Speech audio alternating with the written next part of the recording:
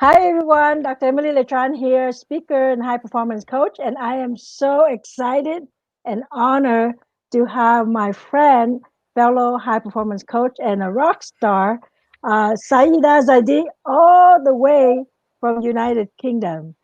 So she is, I think, 5 p.m. in the afternoon, and over here in California, I'm kind of just starting my day. I'm grateful to have met her. Uh, Several years back, but we'll share that story in a moment. Good good morning. Hi, Sayida. How are you doing over there? Hi, good morning, Emily. I'm doing really well, and it's always so wonderful to speak to you, to see you. I wish I could come over and give you a hug, but that's a separate conversation. Well, virtual hug, right? Virtual hug. Yeah, yeah. Yeah. So I just want to share with our friends who are watching uh, how we met because we have seen each other. I think in a couple of events we actually met through one of Brendan Bouchard, who is our coach for high performance coaching. We've been to several of his events, and one of these events, several hundred people. It was a training for coaches. Um, Sayida just walked up to me and she said, "Hey, can I ask you for a favor?" And we have usually 2 hours lunch, so we can go and refresh and recharge. And I said, "Yeah, what's up?" Then she said she wanted to go up to my room so she could pray because she was staying at a friend, so she doesn't have a room in the hotel. And I said, "Yeah, of course. So let's go up there." And then as we're walking up, I realized that I have a roommate. and, I, and I didn't even tell my roommate that I'm bringing this friend up. And I'm thinking, how long could it be, right? I'm just going to sneak her in and sneak her out. And of course, while she was up there, the roommate came up. And but that's kind of how we met, and we've been keeping in touch every time we run into each other. Hugs, conversation. At one point, Saida was traveling with her family internationally. She was teaching in different countries. She got her husband, I think it's 2 kids, and I actually met them at one of the events. Actually, at more than one of the events. So my joke to her was calling her nomad, right?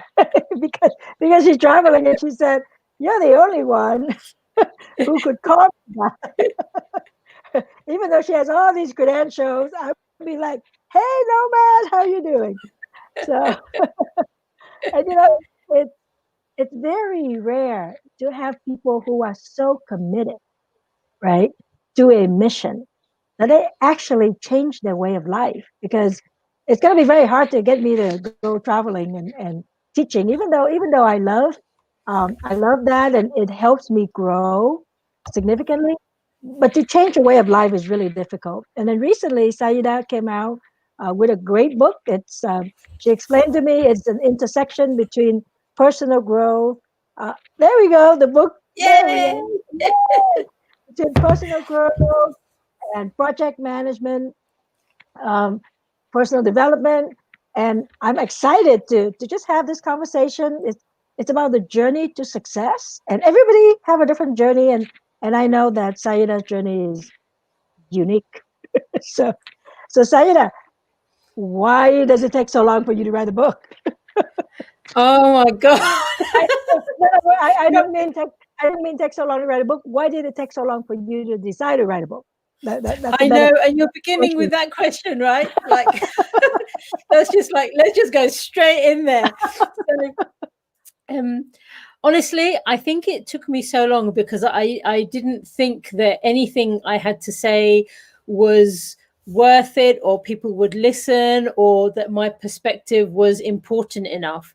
And really, honestly, the kind of events of 2020 have been a huge personal challenge, but also they've given me the opportunity to address some of the internal challenges that I was facing. So, for example, I was no longer prepared to let my imposter syndrome prevent me from doing some of the things that I wanted to. And it was just like, I mean, literally in my life, I've lost 6 months of my life 3 times. Once after a car accident that almost killed me, once after I left my corporate job and I listened to everybody else saying you made a mistake, and then the third time when I was living the dream, but traveling and with my family, but actually I wasn't feeling it.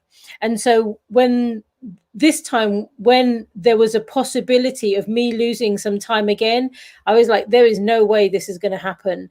And even just the ability to be able to sit down at my desk and write was part of the reason that I was able to create it. But I mean, I look back and I think, why didn't I do this before? And I think there's something about, it all happens at the right time. And Exactly. but actually for me, overcoming the imposter syndrome was the thing that opened the door for me to be able to see, you know what, I can do it. And I think I've produced something pretty good. So yeah. Well, as we all know, we are the most critical of ourselves, right? I know you mentioned the imposter syndrome a couple of times. I could hardly tell that, and I think it's more you holding yourself to a higher standard and knowing that you're not quite there. But I don't think you actually have that syndrome per se, as in somebody else who just think, you know what, let me just try to fake it till you make. Yeah, I mean, I don't believe in the fake it till you make it thing. I think for me, it was really like, I'm just not qualified, or I don't have the knowledge, or I need to just keep learning or studying or Yeah, getting millions of qualifications and all of that other stuff. And it's a hard thing. But you see, what's incredible is that as soon as you realize that you are capable of something and you go for it, I think that is the point at which opportunity shows up. Like we probably met this time last year, and did I tell you I was writing a book? I might have done, but I didn't say it in the same way that now I've actually felt it and I've done it, because I've been saying it for the last 10 years and nothing has happened. Yeah, here I am, right? This thing is in my hands, which is a right, miracle. right. And I'm looking forward to getting my book. I'm not a Kindle person, so I'm waiting for my real book. So tell me, um, like I said, this is about the journey to success, and we all have challenges, and you mentioned a couple of things. What do you think as an entrepreneur or as a high performer, right? Um, when we face a challenge, what are tell me what are some of the things that go through your mind, or is there a system, or is there a strategy that you use so that you say, like it's like this time, no way I'm going to let this 6 months go through without getting something productive, right? But when you face a challenge, tell me, what does Saida do? As here's a challenge, here it comes again, what are the steps that you would take? Yeah. I mean, the, Mhm. the first thing that I do is I actually stop, right? And I try and create a space which is actually clean inside my mind. Essentially what I'm doing is I'm responding to the question by me facing a huge obstacle today. Like it could have completely derailed me. And it wasn't just a tiny thing, it was massive. And I thought, okay, I have a short amount of time to deal with this. What can I do? And I paused everything and kind of quietened my mind, and then thought, okay, how do I find the solution? So my first response really is by kind of like reaching inside and thinking, I have to overcome any internal obstacles, any doubt, any self-sabotage, anything like that. And I just put all of that to a side and think, okay, what is my best self going to do in this situation? How do I show up? How do I get the results that I'm looking for, and do it in a way that is quite quick? And what's really amazing is that this thing that happened, I mean, essentially it could have derailed the whole book, to be honest, because Okay. it it was just really frustrating. But by kind of just literally pausing and kind of stepping out of yourself and then looking at it Okay. and saying, what is within my capability and within my capacity? I had to send a few emails, I had to do a couple of things here and there, and within an hour or so it was just completely resolved. And it's that kind of thing. So for me, one of the really important things for people to have success, because obstacles and challenges are always going to come up, but if you Exactly. go into the panic mode, then actually you're not able to resolve that thing, because you're kind of going either into a worst case scenario situation, or you're just blocking the whole thing out. Yes, yes, and part of success is always being prepared, right? Because, like you say, challenges will always happen. So, being prepared, as in, yes, it may come in our face, and it's a little bit shocking, but at the same time, like you say, it takes a little bit of just stepping back and looking at it and say, okay, I can do this. Do you think how often, and I know this is in our training and how we help clients, but how often do you say to yourself, I've seen something like this before. I've overcome certain things like this before, and that would give you the confidence that I, I can go another round. How So often do you resort back to that? yeah, I mean, that's such a good question, because we should be doing that more often. But I know that I'm not. And it's really interesting, because when my back was up against the wall and I'm thinking, literally at the beginning of the pandemic, I'm thinking, I have no idea what is about to happen. None of us knew in March that it was going to Right, carry on right, until now. But for me, the possibility of the thought was there. And I did exactly what you're saying. My response to it was, I've overcome it in the past 3 times. I'm not even going to let that be part of my story again. And so I suppose what I'm saying is that when we are under situations of extreme pressure, and we're facing obstacles that seem unsurmountable, then perhaps that's the time when we kind of look back and think, well, I've overcome these things in the past. But really, we should be doing this on a daily basis, because it gives you such an enormous amount of confidence. right. And what if people look back in the past and all they see were negative stuff? Well, all they see are failures, or not, maybe not so much failure, but I didn't do so well. Maybe I didn't fail, but I didn't do so well. What if that's the baggage that they bring with them versus I've done this before? I would say that if you are in that scenario where you keep thinking, I didn't do so well in my past, or I've made lots of mistakes and all of that, I'm going to say, either get a therapist or get a coach, because there's some internal work that needs to be done that can't be done by yourself. And having conversations with your friends or with your current peer group about that obviously hasn't got you to where you want to go. So if you're reflecting on things from that have, or experiences, or anything is still showing up negatively in your life, any therapy or coaching that you have actually is of service to you right now, but it's also of service to your future. Oh, that's too deep. I Well, want. I only know this because I had to do it myself, right? So Right. I want to add a little bit that it's not just servicing to yourself. I think a big part of it is servicing to your family. 100%. Right.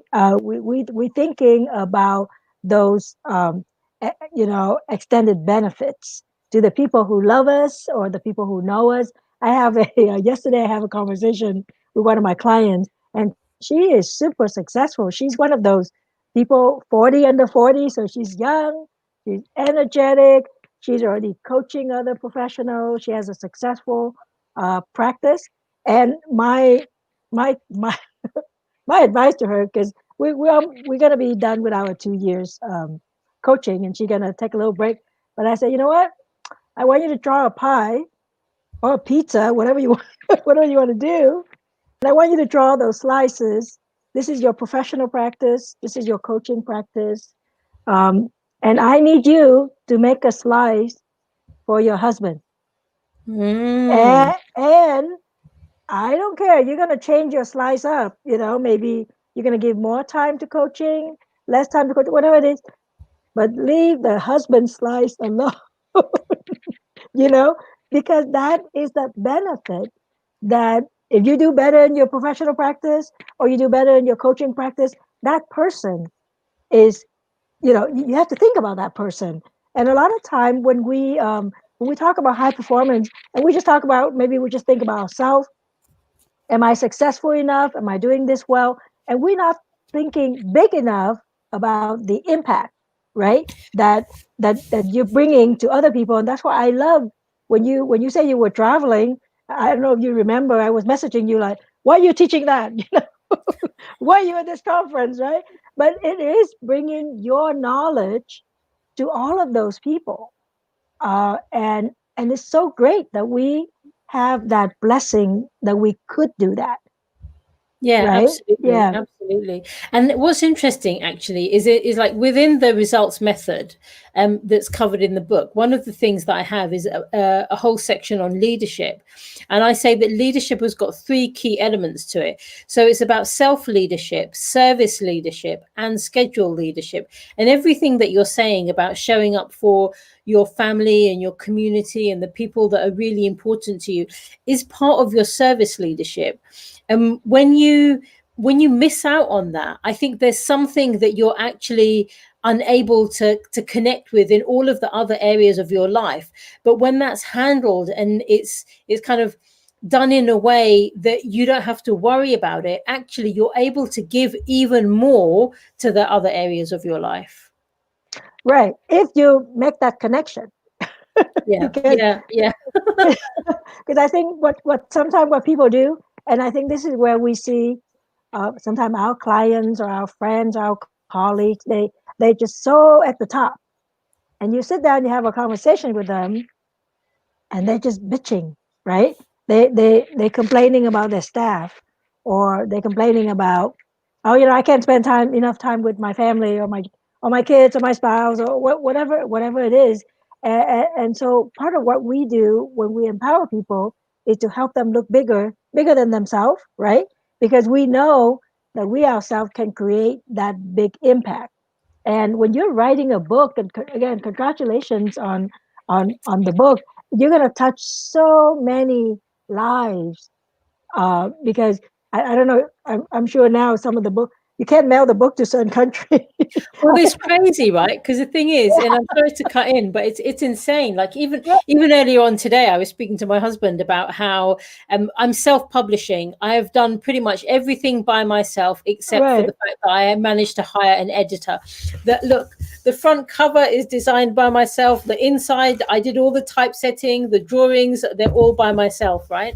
right. And what's really the real miracle in this, and I know we have some kind of ethical concerns and issues with Amazon, but actually, for me, as a self publisher, they've done an amazing service in that Hmm. my book is now in Australia, in Japan, in Germany, in the Netherlands, in Dubai, in the US, Canada, in Colombia, Mexico. Like, Right, I could not have done this myself. Right. And right, it right, only came out 5 days ago. So that's the miracle in all of this. In the space of less than a week, it's done all of that. And it's right. been an international #1 bestseller in various different categories. I would not have that in my hands. And so, really, honestly, I'm very grateful to Amazon for enabling that for me. And the thing here is that it has become now a vehicle to get that word out. I'd love to go to Japan, right? But logistically, how is it even possible right now for me to go there to teach? I can't do that. But the miracle is this thing does that for me. Do you know what I mean? Exactly. Like, it's insane. And I love it that you also have the Kindle version, because then it doesn't have to be delivered, right? Yeah, I think we are living in such incredible time that we can talk and communicate. Like I'm talking to you in the UK, like nothing. I If I'm flying, know. yeah, if I'm flying over there, it's gonna take me a whole day, and and we be able to talk. And I can see some of my friends watching us on the screen, and I know they're in different states. We have to live so big that we realize that we have a story, that we have a message, that we can share with other people, that maybe going to help somebody fast track their journey, or it's going to help somebody just have a different perspective about whatever the heck, whatever situation they're in, and for us, it having that courage to share the story and to Mm. actually say, I'm going to put it out there. I am the expert of my story, right? You're the boss of you, and you can decide what you share. You can decide how you're gonna show up. You can decide all that. And I understand you mentioned earlier when you were asking yourself, am I saying things that are important enough? Obviously, it's important enough for you to make a difference in your life and in your family. And I think it is our not our job, but it's like our responsibility to I think share. it's an obligation. I'm going to go Yes, as yes. far as saying that if you have the skill set to be able to do something that can change somebody's life, it's not a kind of like a little decision that you're making anymore. I realized through the process of creating the book that one, it's an obligation for me to share my perspectives because they are unique. Nobody else has produced a book in the personal development field that covers implementation and planning from the perspective of positive psychology, personal growth, and project management, right? So you're getting two sides. You're getting the mindset piece, but also the plans and the implementations. And the byproduct of me showing up to do this, actually, for me, there's kind of the bigger thing is my kids seeing their mum doing something that actually is quite special. And so if I can be a role model for them to see that whatever talents and skills and dreams they have, they need to go for it. Just don't wait as long as I did, right? Like, Well, I have to share something about my kids. So when I wrote my first book back in 2014, I was inspired by a group of friends in a mastermind to write my book. So I was writing my book in just chronological order, because I didn't really know how to write a book back then. And the kids would be next to me and go, "Are you dying?" And I not yet. Why are you writing a memoir? Are you dying? And then several years later, my son turned 14, right? The youngest one turned 14. And he said, "Mom, I am so happy to turn 14." And I'm thinking, why is that? And then he said, because we, as in all three of them, will no longer have to listen to you say, when I came to this country at 13 years old. I go, what? oh, Because, it's so but, funny. but you know what? I realized that all of that brainwashing have produced three wonderful human beings, Absolutely. Like, right? Yeah. it's really important that you recognize that, because I think so many times we don't acknowledge the impact of all of the little things that we're doing, and the kids do pick it up. Because when I got this book, like, I mean, I don't celebrate like my own achievements, if I'm honest. And I Yeah, got it of and I was course. looking at it and I put it down, and then my daughter picked it up and she was looking at it. She's saying, "You know what, Mum? A 16-year-old could read this." And I was silent. And then she said, "I'm going to read it." And I thought, perfect, you know. Right, right. Yeah, because that's what happened to me too. I was trying to make them read it, and they, "No, Mom, we know you, we know you." And then one day I still remember I was at work, and the staff go, "Jennifer is on the phone for you." So Jennifer is my oldest daughter. Go on the phone, Jennifer. What happened? "Mom, I just read your book." And then she started crying, and I'm thinking, can you wait until I get home to, to talk about this, right? But and that just with a little, the people around you. Imagine the people that hear your story, and they identify themselves with certain parts of your story, and maybe it inspire them to do something. And I'm going to touch on this, um, being culturally different. Well, do you know, Be and that's actually a really interesting thing, because this book is not my story. This book is a methodology to help Mhm. people to get it done. And I share some stories in there, but it's kind of like, it's pretty amazing actually. In the last 24 hours, the number of messages that I've had from people who are like, "I'm really pleased that you wrote a book like this, because it's not expected of somebody who looks like me and, you know, is even educated in the way that I am, to show up with what is essentially a really, really amazing kind of personal growth book, you know. Mm-hmm.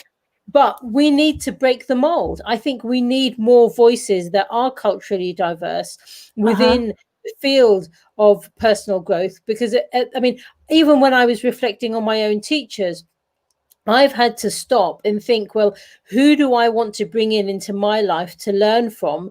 Because if I learn from the same type, then am I kind of in some way being indoctrinated into thinking like that? And I think it's really important for us to be aware of where we take our knowledge from, and not even just to ensure that those people are operating from a place of integrity, but also hearing those different voices. And I think when you don't do that, and you know, I live in the West, right? It's so easy for me then, despite having a different kind of ethnicity, and a different kind of let's say cultural background, it's so easy just to then become indoctrinated into what everybody else is doing and everybody else is saying. Right. Right. Well, and that's just part of, society expectation and the stereotype that come with it. And a lot of time people look at me and they go, yeah, you look okay until you open your mouth. And then, you got this big message and you got this big story and you want to teach everybody, share those strategies with everybody. Like it shows through. And I think it's great when you say to break the mold. um, I would say go create a new mold, right? So I mean, for me, when I met you, and I know you, right? I say, okay, I'm going to be expecting everybody who look like you to be like you, right? To be outgoing, um, to be friendly, to be cheerful, to give each other advice. Because I remember when I was in middle school, I one of my friends, his father was from the Middle East, and he back then, which is in 19, I don't know, 84, 85, he would tell me the story where his dad would look to, in a certain direction to pray, right, every day. And that was the first time I heard of that, because I have just came to this, to the United States. I mean, back home with just the Vietnamese. We didn't have a mixture of culture. And when you're doing something like this, I would love to challenge you to be out there and be that leader. And it doesn't matter if there are other leaders out there.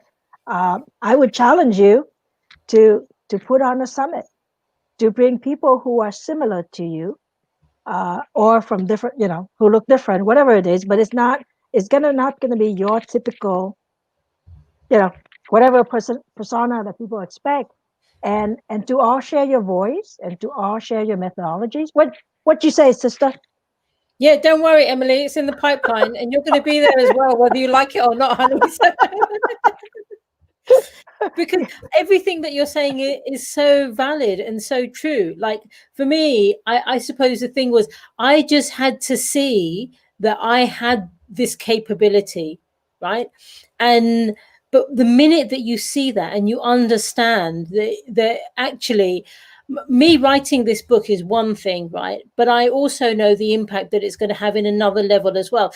Look, all of these interviews that I'm doing, even the kind of impact of that is pretty amazing, in that all of a sudden many different communities are now seeing somebody like me show up, and I'm actually able to contribute to their audience rather than be the stereotype that people see on the news and all that. So if you're talking about results, yeah, I got a result in this book, but there's actually a lot of other results that are going to be coming as a Exactly. direct impact of me just showing up as I am.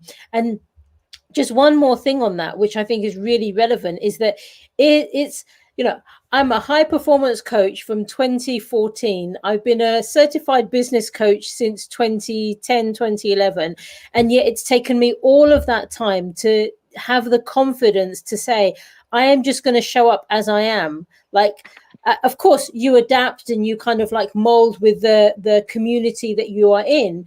But I will just be authentic to who I am. And if Exactly. people like it, it's wonderful. If people don't, then actually just that means that I'm in the wrong room. And I have to say that Yes, what, as that's soon as I made awesome. that That's decision, awesome. That's awesome about you being know, in the wrong room. yeah, and because sometimes we will be in the wrong space. And if we Exactly. are, kind of like just realize it and don't go back. And it's a real shame because I've actually been in masterminds before where I thought, this is not one for me. And I would not go back. And then I've been in other spaces like the kind of communities that we share and just been like every single time, it's kind of like, take my money. I'm here already. And for me, you're saying that you wouldn't fly all the way to London. I'm sure you would for the right thing. But I'm very happy to come all the way to the US because it's the right kind of people. And when you've got that community support, then actually you can do amazing things because you feel lifted. You feel so much, you feel so alive. Yeah. Oh no, I've been to London twice, and both times to speak. And the first time was to a migrant women conference. And one of my friends over there, I'm not sure if I have introduced her to you, Mirella Sula. She has this big community of global women. And when I first came there, I didn't know that there's such diversity in London. And then the second time, I spoke at another friend's event, and it was also all diverse. So I love being in those kind of situations where it's new, and but there's some support in there, because Yeah. your friend is putting on the event, but that you do have to grow a little bit, you have to stretch a little bit to be in that environment, and we all are. Now I want to talk about, you mentioned project management, and I believe that is one of those things that corporate people do, right? So you're talking to me, and I'm an entrepreneur, and I have my own dental offices since 1997. So I have no idea what a project manager does. I think I know, but I don't. I've never done it. So somebody who is in that lane, working in corporate, and they're looking at this book, and I don't remember what the subtitle might have been. Why would they pick up the book? And if they do, what are they going to learn? Yeah, what a wonderful question. So the book is Results, the Art and Science of Getting It Done. And I remember, in fact, even when I said that I was looking to write a book on the relationship of positive psychology, personal growth, and project management, and you were like, what, project management? No, no, no, not for me. And I remember that, right? But actually it's really important because there is project management can become very technical and very dull and very boring. My view is that we are all project managers. So if you have ever booked a course, if you've ever booked a holiday, if you, even when you had a kid, right? Okay. There's aspects of project management that you will have had to use in order to be able to deliver on your plan. Now, if you take that project management perspective and some of the tools that I share in the book and apply that to your goals, then there's something that makes you take it much more seriously. And there's also the link between what is the actual end result that you're looking for from what you're working on. And so the way that I describe it is that we need to have a compelling future vision that we create, and that becomes the project goal. And so That's it. everything that you're doing fits in with that. And then you have the processes and the templates and all of those things in place in order to deliver on that goal. Pure project management is really like, when I was working in the government, I was responsible for schools regeneration. And so the aim of the project was to raise the level of attainment and to create a nice environment in schools. But it was all based on time, cost, and quality. Those were the assessments. I If see. you take that and somehow apply that to your life, I think the lived experience that we have is of a much higher level. And some of that comes just because you start to take your life much more seriously. That doesn't mean that you're not having fun and enjoying it. And the flip side of the project management actually is that you've got to experience joy. Like your day-to-day experience of life has got to be one where you are content and you are thriving and you are flourishing. Because if you're not doing that, certainly from the results method, then your project is not succeeding, because you might have progress in terms of tangible progress, but if you're not experiencing joy, then it's what's the point really? It has to be those two things in parallel. Does that make sense? Yes, yes, and I think that's what's missing in a lot of things, and I think that's where, and thank you for clarifying that, because obviously the way you put it, I mean, I've been a project manager all my life. Absolutely. I remember when I was younger, all the adults left to go to work, and I'm the one teaching my younger siblings how to read, how to spell, and that in itself is a little project. But you don't see it like that. See, for me, I was identifying it with, okay, corporate, with having to answer to somebody, because, hey, are you done? Well, Yeah, yeah. the Am only I person you have to answer to is the CEO version of you. So I'm right? kind of Right. advocating there's two different people, right? There's the CEO you, and then there's the employee you. Now, the CEO version sets the strategy, kind of says what the direction is going to be, and the employee you comes and shows up and does the work. But here's the thing, right? Because you have multiple businesses that have been very, very successful. If the employees show up and there's no strategy, what happens? Right? But Yep. if the CEO sets the strategy and there's no employees to do the work, then you're also stuck. So it's really a twin track of both, and you being the CEO in your life so that you can take charge of it and not letting any of that stuff happen accidentally. Right, right. Well, that's wonderful. Now I know that I'm multi-personality, because there's a CEO me, Yes. there's an employee me. The work project manager stuck with me because my husband is an electrical engineer. So, at certain times he's, well, I can't come home yet because I need to be done with this project, right? Because I got to answer to this project manager, because as an electrical engineer here, well, in the company he's working, they just go from one project to another. So sometimes when there's no project, he may be able to go home early, and go take the kids to practice singing or whatever. But when he's on that project, he'll take the work home, right? Or he's stuck there, or he goes in on the weekend. So I think that's why I get that idea, where you have to answer to someone. Now, let me ask you this: um, when you're coaching someone, right? How often do you bring in this image of a project manager? Has it always been part of what you explain to your clients, or this is something that come along when you were thinking about the book? I would say it all depends on the type of coaching that I'm doing and whether it's necessary or not, and also what the brief is. And so I've always been a project manager. After I trained as an architect, that's what I fell into. And so in terms of the kind of goal setting and the making progress and pushing people or supporting people to move forward, I've always kind of had quite a clear process for how to do that. I think I've been very shy of creating that integration between the positive psychology, the coaching, and the project management, for all of the reasons that you explained, because I think people are shy of being project managers. They cut off the discussion before it's even begun. And yet I realized through lockdown that really the skills of a project manager are the things that help me to get out of it, and then enabled me to help some of my clients and businesses to then come out of the place where they were stuck.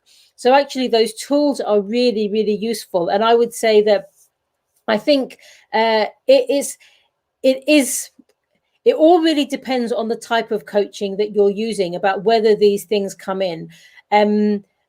The way that I've written the book is that it provides you with all of the tools, so people can use it to then kind of go away and implement by themselves, but they can also work with a coach to help them, to guide them through it.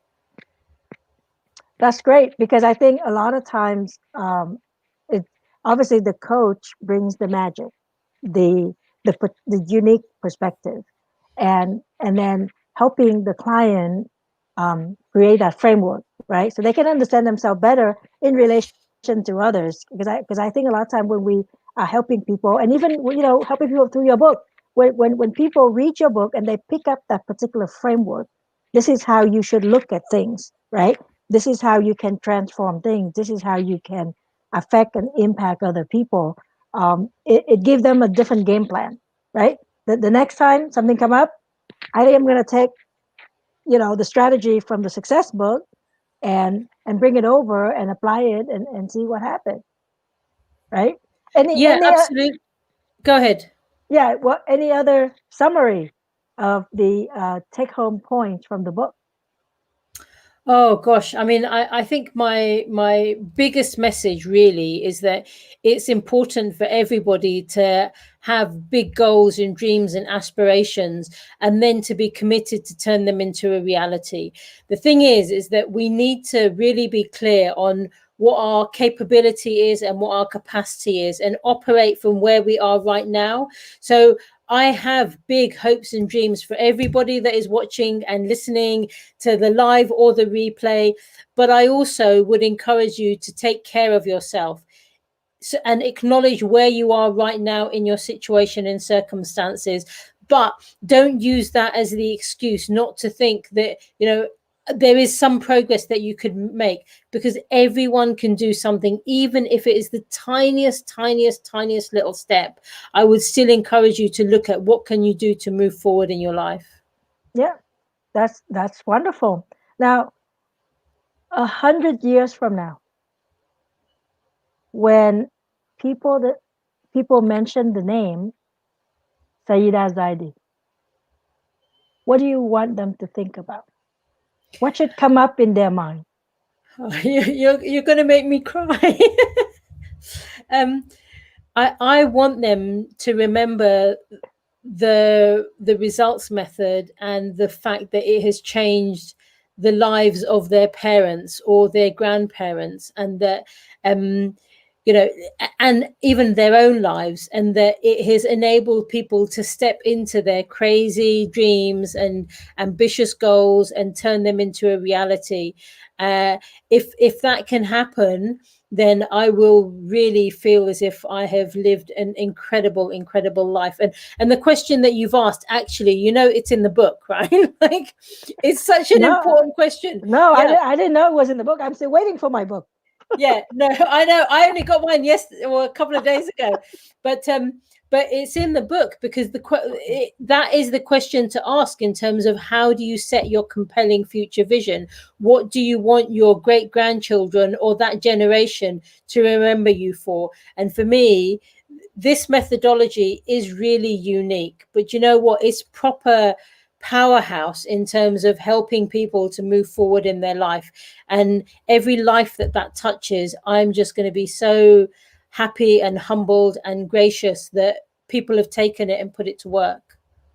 Yeah, well, that's when we do something such as writing a book, um, it's going to be there forever, right?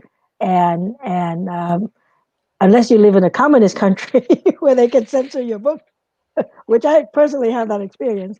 But the book is there forever, and your message is there, and these things like these videos, we can share and we can keep it, and our kids, they may be looking at this and say, what are they talking about? Life is like totally equality. Maybe 30 years or whatever year from now, where things change, but then sometimes the more things change, the more they stay the same. We can actually identify, I've done this before, this happened before, why are people still doing this? And I think that's part of where we are both driven to share the story, to share the message, to share whatever we can, so we can help move things along, right? Just make Yeah. our little dent, um, in history, so that people would think a little bit differently, act a little bit differently, and get better results than maybe we did so many years ago. So I want you to share where they can go get your book, I know it's on Amazon, but let us know what's the progress. I know we are number whatever the number is on the Amazon bestseller list. It's always exciting to watch that and share your website. And I know people can just follow you, right? In under your name on LinkedIn and on Facebook. Yeah, absolutely. So you can just find me and follow me. The book is called Results: The Art and Science of Getting It Done.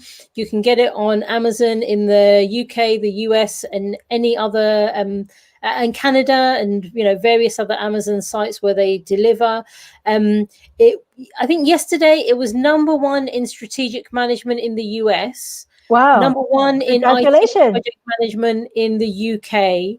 It Wow! has been #1 in business consulting in uh, Germany, and I think maybe in Canada as well.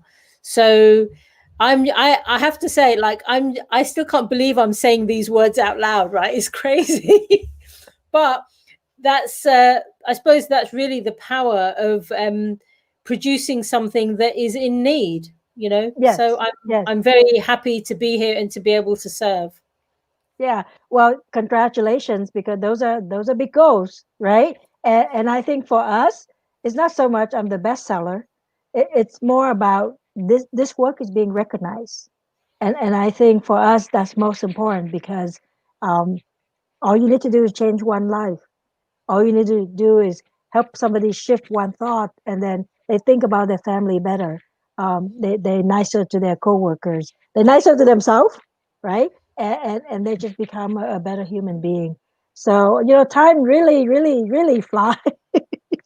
And I really appreciate your time. I'm thankful that you take the time to come on and share with us. I know there are going to be a lot of people watching the replay. We're on several platforms, and it's so nice to be able to chat, although publicly, because we sometimes we say other things in the hotel lobby when we're meeting at a seminar. But I'm really proud to call you my friend, my sister, right?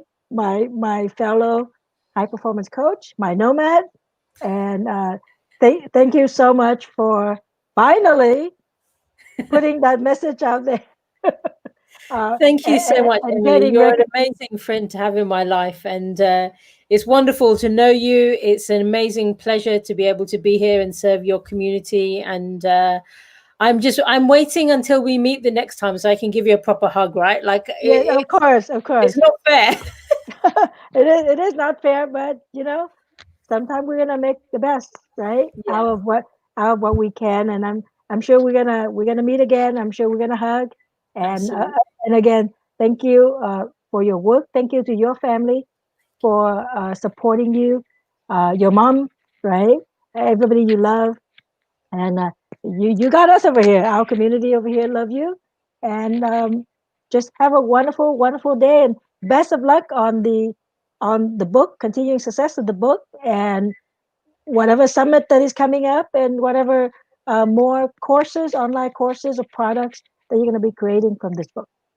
Thank you, Emily. I love you. Thank you. Okay. Take care. Yeah, okay. Take care. Bye. Bye.